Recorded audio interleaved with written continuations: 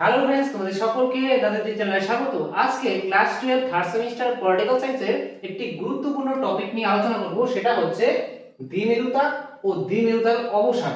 অর্থাৎ দ্বিমেরুতাটা কি, কিভাবে উদ্ভব হয় এবং এর অবসান কিভাবে ঘটে তা আজকে ভিডিওতে আলোচনা করব। তো মন দিয়ে ক্লাসটি করবে। আর তোমাদের এই প্রথম অধ্যায়টি শেষ হয়ে যাবে নেক্সট ক্লাসে। আমরা পরের ক্লাসে আলোচনা করব জোট নিরপেক্ষ আন্দোলন সম্পর্কে। তাহলেই তোমাদের প্রথম অধ্যায়টি শেষ হয়ে যাবে। ঠিক আছে? তাহলে দেখো, প্রথমে আমরা জানি দ্বিমেরুতা কি। দেখো, দ্বিমেরুতা যদি আমি সংজ্ঞাটা বলি, দ্বিমেরুতা কি দেখো, তোমরা ঠান্ডা যুদ্ধ পড়েছো, আমি ক্লাসে পড়িয়েছি। ঠান্ডা যুদ্ধটা কি ছিল? যে বিশ্বের মধ্যে সোভিয়েত ইউনিয়ন, যেটা ছিল একটা সমাজতান্ত্রিক দেশ, আর আমেরিকা, যেটা ছিল একটা পুঁজিবাদী দেশ। তাহলে এই যে দুই মতাদর্শ, ঠিক আছে, আলাদা মতাদর্শ, তাদের মধ্যে যে প্রতিদ্বন্দ্বিতা চলছিল দুই দেশের মধ্যে, সেটাই হচ্ছে ঠান্ডা যুদ্ধ, তাই না? একদিকে ইউএসএ অর্থাৎ আমেরিকা, যেটা ছিল একটা পুঁজিবাদী দেশ, আর একদিকে ইউএসএসআর অর্থাৎ সোভিয়েত ইউনিয়ন, যেটা ছিল একটা সমাজতান্ত্রিক দেশ।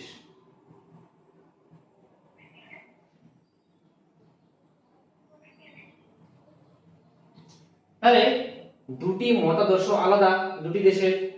তাহলে আমেরিকা চাইতো যে বিশ্বের মধ্যে পুঁজিবাদের প্রসার ঘটাতে, আর সোভিয়েত ইউনিয়ন চাইতো যে বিশ্বের মধ্যে সমাজতান্ত্রিক মতাদর্শের প্রচার ঘটাতে। তাহলে দুই দেশ তারা চেষ্টা করতে থাকে, কিন্তু শেষ পর্যন্ত কত সালে এই যে সোভিয়েত ইউনিয়নের পতন হয়ে যায় 1991 সালে, তাই না? 15টি দেশে টুকরো টুকরো হয়ে যায়, আর তখনই কিন্তু ঠান্ডা যুদ্ধের অবসান ঘটে। এটা তো বুঝলে। তাহলে দ্বিমেরুতা এই ঠান্ডা যুদ্ধের সময়ই দেখা দেয়। অর্থাৎ বিশ্বের মধ্যে যখন দুটি শক্তি জোটের অবস্থান ছিল, ঠান্ডা যুদ্ধ শুরু হয় 1945 সাল থেকে, আর 1991 সাল পর্যন্ত চলে ঠান্ডা যুদ্ধ। তাহলে এই সময়ে দুটি শক্তি জোট ছিল পৃথিবীর মধ্যে, অর্থাৎ আমেরিকার নেতৃত্বে পুঁজিবাদী রাষ্ট্র, আর সোভিয়েত ইউনিয়নের নেতৃত্বে সমাজতান্ত্রিক রাষ্ট্র ছিল অনেক। তাহলে বিশ্বের মধ্যে যে এমন দুটা শক্তি জোটের কেন্দ্রের সৃষ্টি হয়েছিল, সেটাই হচ্ছে দ্বিমেরুতা, অর্থাৎ দুটি শক্তির কেন্দ্র সৃষ্টি হয়েছিল। দ্বি মানে দুটি, আর মেরুতা মানে এখানে শক্তির কেন্দ্র সৃষ্টি হয়েছিল, তার কথা বলা হচ্ছে। বোঝা গেল? তাহলে দ্বিমেরুতা কি? যে ঠান্ডা যুদ্ধের সময় আমেরিকার নেতৃত্বে পুঁজিবাদী দেশগুলি এবং সোভিয়েত ইউনিয়নের নেতৃত্বে সমাজতান্ত্রিক দেশগুলি দুটি শিবিরে বিভক্ত হয়ে যায়। সেই যে আন্তর্জাতিক ব্যবস্থাটা এক্সিস্ট করছিল ঠান্ডা যুদ্ধের সময়, সেটাকেই বলা হয় দ্বিমেরুতা। বুঝতে পারলে? তাহলে এবার দেখো যে দ্বিমেরুতা, তার সঙ্গে সঙ্গে তোমাদের জানতে হবে এক মেরুতা সম্পর্কে। এক মেরুতা, যেটাকে ইংরেজিতে বলা হয় ইউনিপোলারিটি, আর দ্বিমেরুতা, যেটাকে ইংরেজিতে বলা হয় বাইপোলারিটি। আর একটা হয় সেটা হচ্ছে বহুমেরুতা।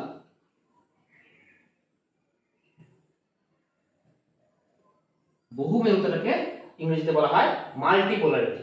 তাহলে এবার এক মেরুতা কি? দেখো, ঠান্ডা যুদ্ধ যতদিন চলে, অর্থাৎ 1945 সাল থেকে 1991 সাল পর্যন্ত ঠান্ডা যুদ্ধ চলে, আর সেই সময়েই কিন্তু দ্বিমেরুতা দেখা দেয়। তাহলে পরীক্ষায় প্রশ্ন আসতে পারে যে দ্বিমেরুতা কোন সময় দেখা দিয়েছিল? অপশনের মধ্যে ঠান্ডা যুদ্ধের সময়, প্রথম বিশ্বযুদ্ধের সময়, দ্বিতীয় বিশ্বযুদ্ধের সময়, কোরিয়ার যুদ্ধের সময়, ধরো অন্য অপশন দিয়ে রাখবো। তাহলে এইভাবে তোমাদের উত্তর কি করতে হবে? যে দ্বিমেরুতা দেখা দিয়েছিল ঠান্ডা যুদ্ধের সময়। আর দ্বিমেরুতার অবসান কিভাবে হয়? দ্বিমেরুতার অবসান কিভাবে হয়? যখনই 1991 সালে সোভিয়েত ইউনিয়নের পতন ঘটে যায়, তখনই দ্বিমেরুতার অবসান ঘটে যায়। দ্বিমেরুতা মানে দুটি শক্তি জোট ছিল পৃথিবীর মধ্যে, তাই না? সমাজতান্ত্রিক দেশ আর পুঁজিবাদী দেশ। তাহলে সমাজতান্ত্রিক দেশ, যে সমাজতান্ত্রিক দেশের যে লিডার ছিল সোভিয়েত ইউনিয়ন, সেটারই তো পতন ঘটে যায় 1991 সালে। অর্থাৎ এখন আর সোভিয়েত ইউনিয়নের অস্তিত্ব পৃথিবীতে থাকে না। তখন শুধুমাত্র একটি শক্তি কেন্দ্রের সৃষ্টি হয়, সেটা হচ্ছে আমেরিকার নেতৃত্বে পুঁজিবাদী দেশ। তাহলে সেই সময় থেকে শুরু হয়ে যায় এক মেরুতা। অর্থাৎ 1991 সালে সোভিয়েত ইউনিয়নের পতন ঘটে, আর তার দ্বারাই ঠান্ডা যুদ্ধের অবসান ঘটে। আর ঠান্ডা যুদ্ধের অবসান মানেই এই দ্বিমেরুতার অবসান। অর্থাৎ দুটি শক্তি কেন্দ্র ছিল, এখন আর দ্বিমেরুতা নেই, এখন হয়ে গেল কি দ্বিমেরু থেকে এখন এক মেরুতা হয়ে গেল, এটাই পড়বো ইউনিপোলারিটি। তাহলে এই এক মেরুতা কখন সৃষ্টি হয় বোঝা গেল? যখন ঠান্ডা যুদ্ধের অবসান ঘটে, অর্থাৎ 1991 সাল থেকে শুরু হয়ে যায় এক মেরুতা, আর এটা চলে হচ্ছে 2008 পর্যন্ত বলা যায়। ঠিক আছে, 2008 পর্যন্ত আমেরিকার আধিপত্য ছিল বলা যায় বিশ্বের মধ্যে, শুধুমাত্র আমেরিকারই আধিপত্য ছিল। যেহেতু বিশ্বের মধ্যে আমেরিকার আধিপত্য ছিল শুধুমাত্র, তার জন্য এটাকে বলা হয় এক মেরুতা, অর্থাৎ একটি শক্তির কেন্দ্র ছিল বিশ্বের মধ্যে, আমেরিকাই তার প্রভাব বিস্তার করত বিশ্বের মধ্যে। এখন দেখো এই তাহলে একটা কোশ্চেন এসে যায় এখান থেকে যে এক মেরু কেন্দ্রিক বিশ্বের প্রধান দেশের নাম কি? তাহলে মনে রাখবে যে এক মেরু কেন্দ্রিক বা এক মেরুতায় প্রধান দেশের নাম হচ্ছে মার্কিন যুক্তরাষ্ট্র। মার্কিন যুক্তরাষ্ট্র বা যাকে ইংরেজিতে বলা হয় USA, United states of America. ঠিক আছে, ইউনাইটেড স্টেটস অফ আমেরিকা, অর্থাৎ আমেরিকাতে 50টি কিন্তু রাজ্য আছে। ঠিক আছে, যেমন ভারতে 28টি রাজ্য, ঠিক তেমন আমেরিকাতে 50টি কিন্তু স্টেট অর্থাৎ রাজ্য আছে, তার জন্য ইউনাইটেড স্টেটস অফ আমেরিকা। আচ্ছা, এবার দেখো যে বহু মেরুতা কি, মাল্টিপোলারিটি কি। বহু মেরুতা দেখা যায় বর্তমানে, অর্থাৎ বিশ্বের মধ্যে যখন একটি শক্তি কেন্দ্র না বা দুটি শক্তি কেন্দ্র না, যখন দুইয়ের অধিক, যখন দুইয়ের বেশি শক্তি কেন্দ্রের সৃষ্টি হবে বিশ্বের মধ্যে, তখন সেটাকে বলা হবে বহু মেরুতা। অর্থাৎ বিশ্বের মধ্যে শুধুমাত্র একটি দেশও না, শুধুমাত্র দুটি দেশও না, একটি দেশ হলে তো এক মেরুতা হয়ে যাবে, দুটি দেশ হলে দ্বিমেরুতা হয়ে যাবে। যদি দুইয়ের অধিক শক্তি জোটের অবস্থান থাকে, শক্তি কেন্দ্র সৃষ্টি হয় বিশ্বের মধ্যে, তখন তাকে বলা হবে বহু মেরুতা। অর্থাৎ এখন বিশ্বের মধ্যে কি শুধুমাত্র আমেরিকার দবদবা আছে, না শুধুমাত্র রাশিয়ার দবদবা আছে? এখন কিন্তু বিশ্বের মধ্যে অনেক দেশ আছে যারা নিজের প্রভাব বিস্তার করে বিশ্বের মধ্যে, তাই না? আমেরিকা আছে, চীন আছে, রাশিয়া আছে, ফ্রান্স আছে, ভারত বলা যায়। ঠিক আছে, এমন অনেক দেশ আছে। অর্থাৎ বিশ্বের মধ্যে এখন শুধুমাত্র একটি দেশ বা দুটি দেশ নেই, এখন বিশ্বের মধ্যে অনেকগুলি শক্তির কেন্দ্রের সৃষ্টি হয়েছে। অর্থাৎ অনেক দেশ আছে যারা বিশ্বের মধ্যে তাদের প্রভাব বিস্তার করতে পারছে বিশ্ব রাজনীতিতে। এর জন্য বর্তমান যে সময়টা, এটাকে বলা হয় বহু মেরুতা, অর্থাৎ দুইয়ের অধিক শক্তি কেন্দ্রের সৃষ্টি হয়েছে পৃথিবীর মধ্যে। এটা বোঝা গেল? তাহলে যদি পরীক্ষায় কোশ্চেন আসে যে বর্তমান বিশ্বে এক মেরুতা দেখা যায়, অর্থাৎ বহু মেরুতা দেখা যায় নাকি দ্বিমেরুতা, তাহলে উত্তর হবে বহু মেরুতা। এটা মনে রাখবে। ঠিক আছে, 2008 এর পর থেকে আরো অন্যান্য দেশও উন্নত হতে থাকে, তাদের প্রভাব বিস্তার করতে থাকে বিশ্বের মধ্যে, তার জন্য এরপর থেকে বহু মেরুতা বলা যায়। 21st সেঞ্চুরিতে বর্তমানে এই মাল্টিপোলারিটি দেখা যায় বলতে গেলে। তাহলে তোমাদের দ্বিমেরুতা আর দ্বিমেরুতার অবসান কিভাবে হয় এটা একটু বুঝলে, যে দ্বিমেরুতা হচ্ছে দুটি শক্তি জোটের অবস্থান, আর অবসান মানে যখন সোভিয়েত ইউনিয়নের পতন ঘটে গেল তখনই দ্বিমেরুতারও অবসান ঘটে গেল। এবার আমি এই দ্বিমেরুতার কিছু বৈশিষ্ট্য আলোচনা করব, আর দ্বিমেরুতার অবসানের কয়েকটি কারণ পয়েন্ট আকারে আলোচনা করব, সেগুলি একটু বুঝে রাখো শুধু। ঠিক আছে, এখন সেগুলি নোট করতে পারো, না করতে পারো, আর যারা পেইড গ্রুপে আছো তারা তো কিছু লিখতে হবে না, তাদেরকে কিন্তু আমি নোট আকারে দিয়ে দেবো। ঠিক আছে, তাহলে আগে লিখে দিচ্ছি, তারপরে এক এক করে আলোচনা করছি। এখন দেখো এই দ্বিমেরুতার বৈশিষ্ট্য আর এই দ্বিমেরুতার অবসানের কারণ। ফার্স্ট, দ্বিমেরুতার বৈশিষ্ট্য দেখো যে দুটি প্রভাবশালী শক্তির আধিপত্য।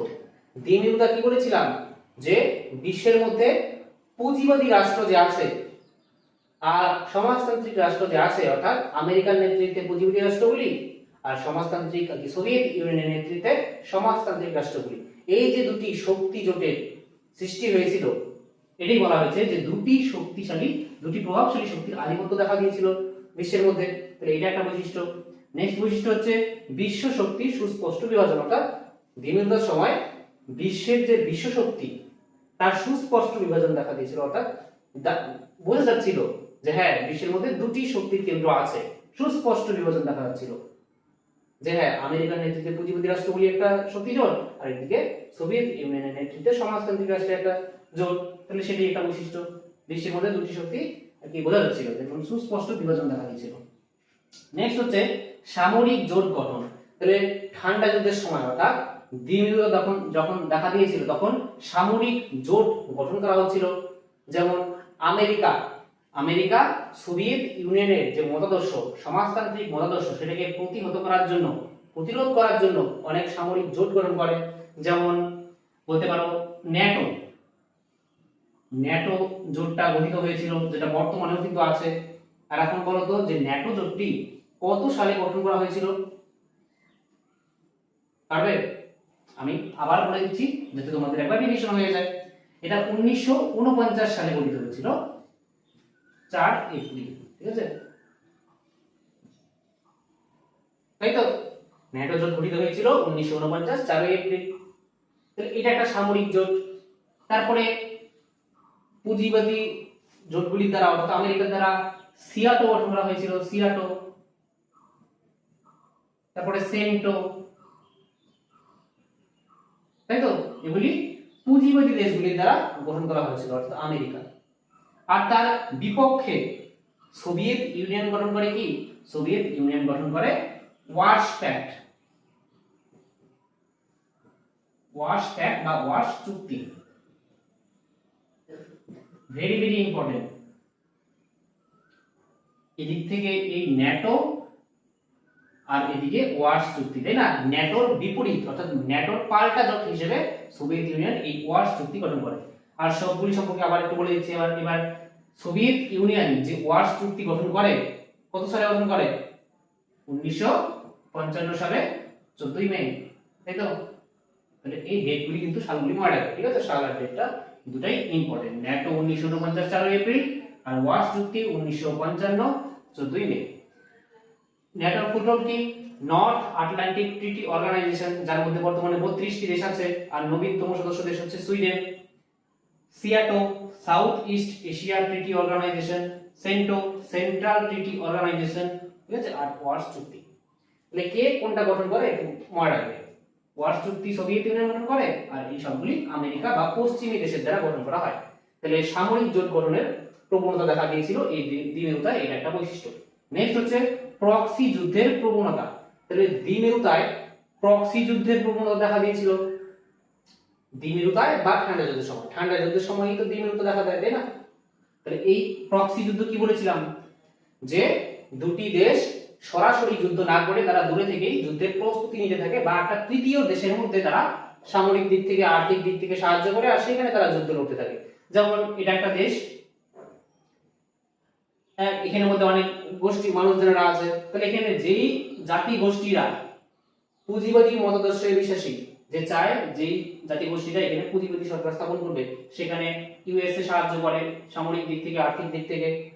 আর এখানের মধ্যে আরো মানুষজনেরা আছে যারা বিশ্বাস করে, যারা সমাজতান্ত্রিক রাষ্ট্র প্রতিষ্ঠা করতে চায়, সেখানে ইউএসএসআর সামরিক দিক থেকে আর্থিক দিক থেকে সাহায্য করে। এভাবে একটা তৃতীয় বিশ্বের মধ্যে গৃহযুদ্ধ শুরু করে দেয়, অর্থাৎ যুদ্ধ চলছে একটা তৃতীয় অন্য একটা দেশের মধ্যে। তাহলে এই যে দুটি দেশ সরাসরি যুদ্ধ না করে একটা তৃতীয় দেশের মধ্যে তারা যুদ্ধ চালাচ্ছে, এটাকে বলা হয় প্রক্সি যুদ্ধ। আর এই প্রক্সি যুদ্ধের প্রবণতা দ্বিমেরুতা দেখা যায়, এটা একটা বৈশিষ্ট্য। নেক্সট হচ্ছে বৈশ্বিক সংঘাতের প্রবণতা, অর্থাৎ বিশ্বের মধ্যে একটা সংঘাতের প্রবণতা দেখা যাচ্ছিল যে কখন যুদ্ধ হয়ে যায়, তাই না? ঠান্ডা যুদ্ধ কি ছিল, কোল্ড ওয়ার কি ছিল? যে না যুদ্ধ না শান্তি, অর্থাৎ তখন না যুদ্ধ হচ্ছিল, আমেরিকা আর সোভিয়েত ইউনিয়ন পরস্পর যুদ্ধ করছিল না, আবার না শান্তি, অর্থাৎ বিশ্বের মধ্যে কোনো শান্তি পিস এক্সিস্টেন্সও করছিল না। একটা বিশ্বের মধ্যে আতঙ্ক সৃষ্টি হয়েছিল যে কখন যুদ্ধ হয়ে যায় আমেরিকা এবং সোভিয়েত ইউনিয়নের মধ্যে, যার দ্বারা তৃতীয় বিশ্বযুদ্ধ শুরু হয়ে যায়। এই যে আতঙ্কটা ছিল তখন ঠান্ডা যুদ্ধের সময়, এটাই বলা হচ্ছে যে বৈশ্বিক সংঘাতের প্রবণতা দেখা যায় সেই দ্বিমেরুতায়। অর্থাৎ আমি আলোচনা করেছিলাম যে কিউবার ক্ষেপণাস্ত্র সংকট, তাই না? কিউবার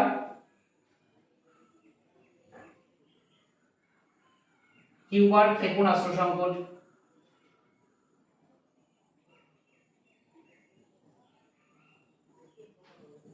এই যে কিউবার ক্ষেপণাস্ত্র সংকট, সেটা কত সালে দেখা দেয়? খুব ইম্পর্টেন্ট, এইটাকে সালটা কিন্তু আসেই 1962। তাহলে কিউবার মধ্যে কি হয়েছিল? যে সোভিয়েত ইউনিয়ন কিউবার মধ্যে পারমাণবিক ক্ষেপণাস্ত্র এনে রেখে দেয়, যাতে আমেরিকা চাচ্ছিল যে কিউবা একটা দেশ, সেই কিউবা দেশকে পুঁজিবাদী দেশে পরিণত করবে।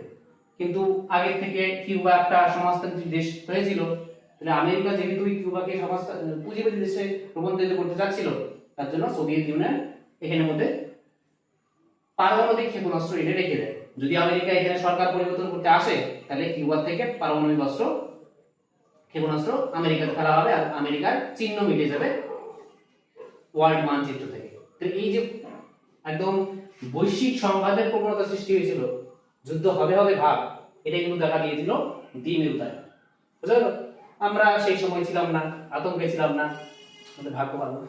আচ্ছা, এখন দেখো যে অবসানের কারণ, এই দ্বিমেরুতার অবসান কিভাবে হয়, কয়েকটা মূল পয়েন্ট আলোচনা করবো, তোমরা শুধু কনসেপ্টটা ক্লিয়ার করে রাখো, ঠিক আছে? এমসিকিউর মধ্যে প্রশ্ন আসবে, এমসিকিউ টাইপ, তার জন্য শুধু কনসেপ্টটা ক্লিয়ার করো, এগুলি তোমাদের মুখস্থ না করলেও চলবে। ফার্স্ট হচ্ছে পশ্চিমী পুঁজিবাদী জোটের অভ্যন্তরীণ পরিস্থিতি।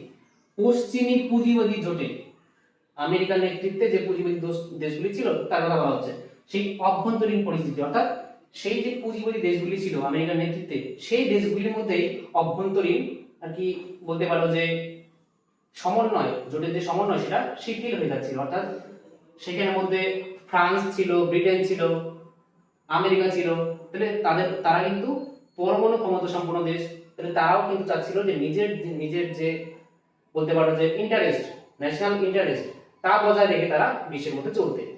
শুধুমাত্র আমেরিকা যা বলবে তাই তারা কথা শুনে চলবে এমন তারা চাচ্ছিল না। এখন তারা ফ্রান্স, ব্রিটেন, তারা নিজের জাতীয় স্বার্থ অনুযায়ী তারা কাজ করবে। এর জন্য তারা জোটের ওপর অতটা জোটের কথা শুনেনি, তারা নিজের দেশের স্বার্থ রক্ষার জন্য তারা আর কি ইন্ডিপেন্ডেন্টলি, স্বাধীনভাবে তারা নীতি প্রণয়ন করছিল। তাহলে এর জন্য এটা বলা যায় একটা কারণ দ্বিমেরুতার অবসানের, যে জোটের মধ্যেই তাদের মধ্যে অতটা মিল নেই, তাহলে তারা অন্য জোটের সঙ্গে টক্কর কি হয়ে যাবে, তাই না?